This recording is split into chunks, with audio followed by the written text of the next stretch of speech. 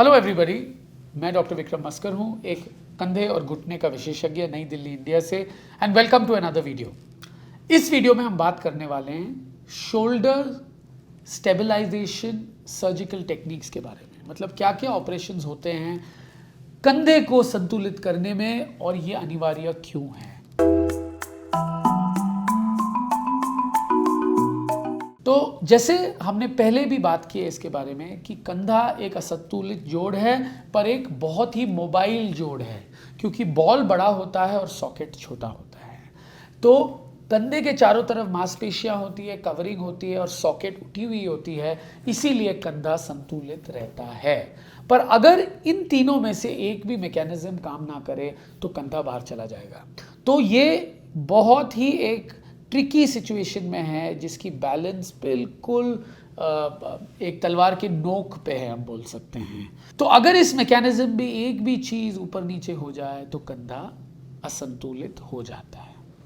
Now जब कंधा पहली बार डिस्लोकेट होता है या बाहर की तरफ चला जाता है, किसी भी डायरेक्शन हो, एंटीरियर, पोस्टीरियर, इंफीरियर या मल्टी डायरेक्शनल, तो हमारे पास एक मौका है कि हम ऑपरेशन के बिना इसको सही करें, क्योंकि देखा गया है कि तकरीबन 40-50% लोगों में यह अपने आप जुड़ जाता है। एक आम आदमी में या एक वीकेंड वॉरियर स्पोर्ट्समैन में हम एक मौका देते हैं, पर अगर आप एक प्रोफेशनल स्पोर्ट्समैन हो जो वापस एक बहुत ही हाई लेवल पे स्पोर्ट्स पे जाना चाहता है कि आपकी जो आमदनी है वो स्पोर्ट्स पे आती है, तो हम चांस नहीं लेते और कभी कभी पहली बार भी जब डिस्लोकेशन हो हम उसे वापस बांध देते हैं, क्योंकि कोई भी चांस ना हो कि कोई और स्ट्रक्चर्स में चोट लगे।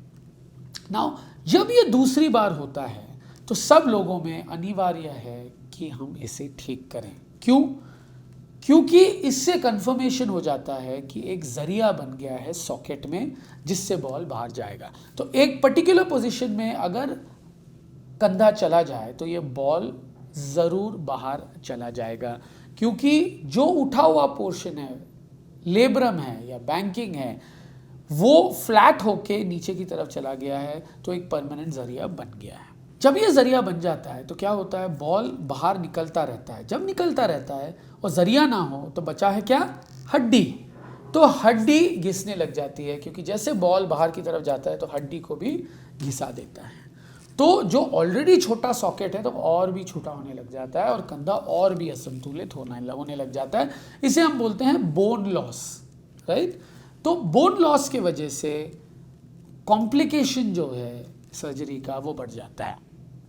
तो अ स्टिच इन टाइम सेव्स 9, मतलब सही टाइम पे ऑपरेशन कराना सही रहेगा, ताकि प्रॉब्लम बाद में और कॉम्प्लिकेट ना हो जाए ना। एक और चीज़ होती है जब बॉल बाहर की तरफ जाता है ना, आप सोचिए ये बॉल बाहर की तरफ गया ना, जब ये बाहर की तरफ गया तो ये वापस टकराता है सॉकेट के आगे की तरफ। अगर आगे की तरफ जाता है या सॉकेट के पीछे की तरफ, अगर पीछे की तरफ जाता है तो ये जो पोर्शन है आगे जो होता है, जब ये बाहर की तरफ चला जाता है तो बॉल का पीछे की तरफ ये वाली पोर्शन जो टकराता है वो फ्लैट होने लग जाता है, जिसे हम हिल सैक्स लीजन बोलते हैं।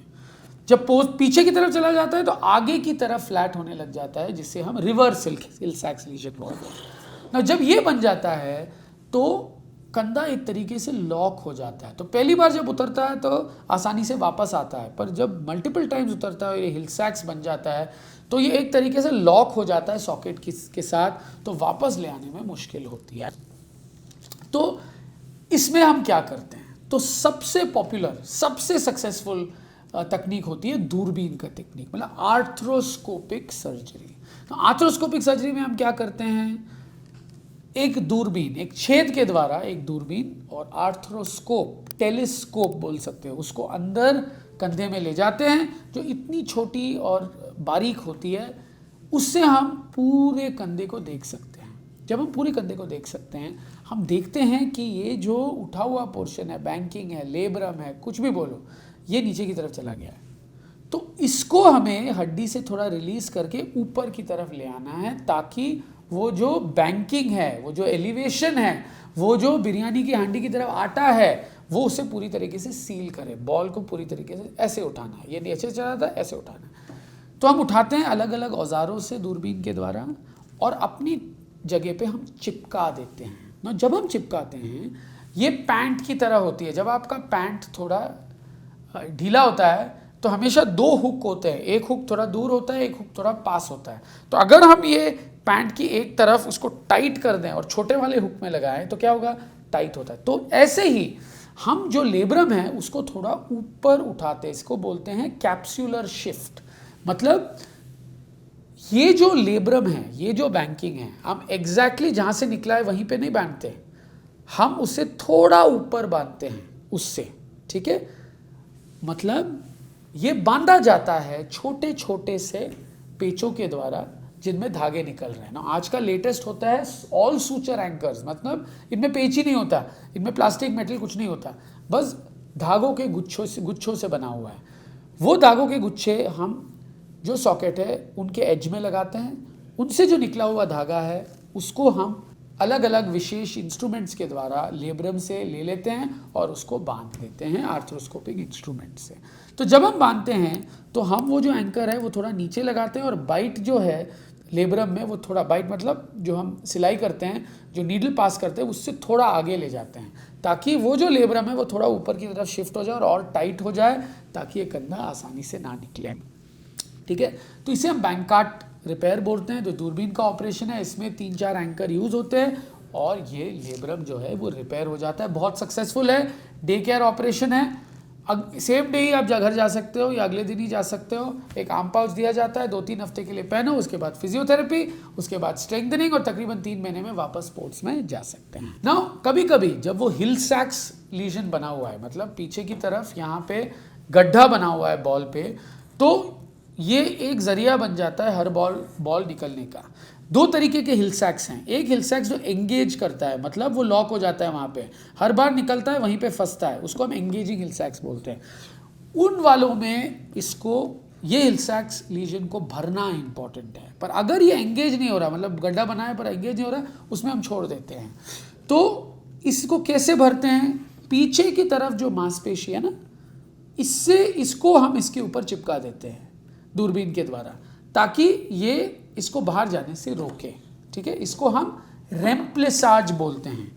ये कैसे होता है, वही गड्ढे में हम ये पेच लगाते हैं जो प्लास्टिक के होते हैं, जिससे 2 धागे निकलते हैं, जो मांसपेशी पीछे की तरफ है उनसे हम धागे पास करके उसको हम उसके अंदर बिठा देते हैं तो वो फिल हो जाता है। इसे हम रेम्प्लेसाज बोलते हैं। कई ओपन टेक्निक्स भी हैं जो थोड़े से पुराने हैं।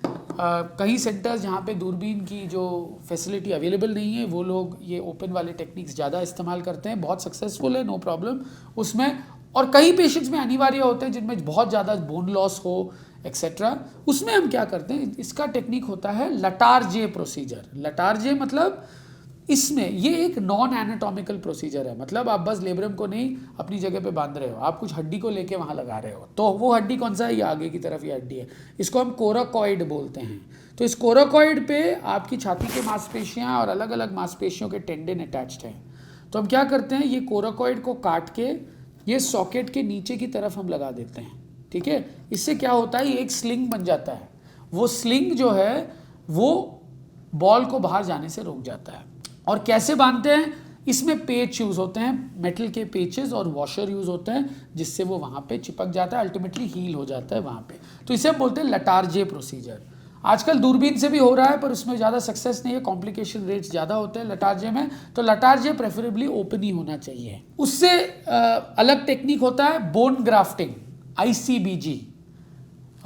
इसमें क्या होता है, हम बोन ग्राफ्ट मतलब हड्डी का टुकड़ा आइदर पेल्विस से, आपके पेल्विक गर्डल से या कहीं और से लेके, या कभी कभी मुर्दों से भी मिलता है जिसे हम एलोग्राफ्ट बोलते हैं, वो हम लेके पेचों के द्वारा ये सॉकेट के एज पे बांध देते हैं जहाँ पे वो फ्लैट हुआ है, ताकि जो बोन लॉस के वजह से जो सॉकेट फ्लैट हुई है उसका बोन हम बढ़ाएं, ताकि बॉल जो है उसको ज़्यादा डिस्टेंस ट्रैवल करना हो बाहर निकलने के लिए, तो वो निकलता नहीं है। ये भी पेचों के द्वारा जो है ये अटैच होता है सॉकेट के अंदर। तो ये हुए अलग अलग तरीके शोल्डर इंस्टेबिलिटी को सही करने में। ऑफ कोर्स इसके साथ साथ स्लैप रिपेयर होता है, जहाँ पे बाइसेप्स का जो टेंडन है वो निकल जाता है लेब्रम से, वो एक अलग चीज़ है, तो मैं इस पर ज़्यादा टिप्पणी नहीं दूंगा आपको। रोटेटर कफ टेयर भी हो सकता है, उसके साथ जो रस्सियाँ होती है कंधे में वो भी हम बांध सकते हैं। पर अगर हम शोल्डर इंस्टेबिलिटी सर्जरीज के बारे में ही बात करें तो ये जो ऑपरेशंस है मैंने आपको समझाया है, ये ऑपरेशंस में रिकवरी तकरीबन 3 महीने की होती है, physiotherapy etcetera. Normally arm pouch तकरीबन 3 हफ्ते के लिए, उसके बाद धीरे धीरे से मूवमेंट, फिर अल्टीमेटली स्ट्रेंथनिंग। एंड लोग बहुत अच्छे करते हैं ऑपरेशन के बाद, वापस जाते हैं स्पोर्ट्स इत्यादि में। So it's a very very successful operation. इसमें रिस्क एंड कॉम्प्लिकेशंस क्या है? दूरबीन वालों में बहुत कम रिस्क है। ऑफकोर्स दूरबीन लटारजे प्रोसीजर में बहुत रिस्क है, क्योंकि अलग अलग खून की नलियाँ होती है, नसें होती है, तो उनमें थोड़ी सी बहुत केयरफुल होना पड़ता है। बट अदरवाइज रिस्क बहुत कम है। लटारजे में क्योंकि वो खोला खाली वाला ऑपरेशन है, हम थोड़ा खून की नलियों को, नसों को बचाते हैं करते हुए, पर अच्छी तरीके से देखना बहुत इंपॉर्टेंट है जब भी ऑपरेशन हो रहा हो, स्पेशली जब आप हड्डी कहीं और से कहीं और लगा रहे हैं, तो वो चीज़ होती है उनमें। मुझे उम्मीद है इस वीडियो से आपको शोल्डर स्टेबलाइजेशन ऑपरेशन, मतलब दूरबीन के द्वारा और खोला खाली के द्वारा हम शोल्डर इंस्टेबिलिटी मतलब डिसलोकेशन वाले केसेस को कैसे ठीक करते हैं, इनके अलग अलग तकनीक क्या है, इनके risk, complications etcetera, rehab etcetera के बारे में आपको पता चल गया है। अगर आपको मेरा वीडियो पसंद आया, please like and subscribe to my channel and please follow me on Instagram. Thank you.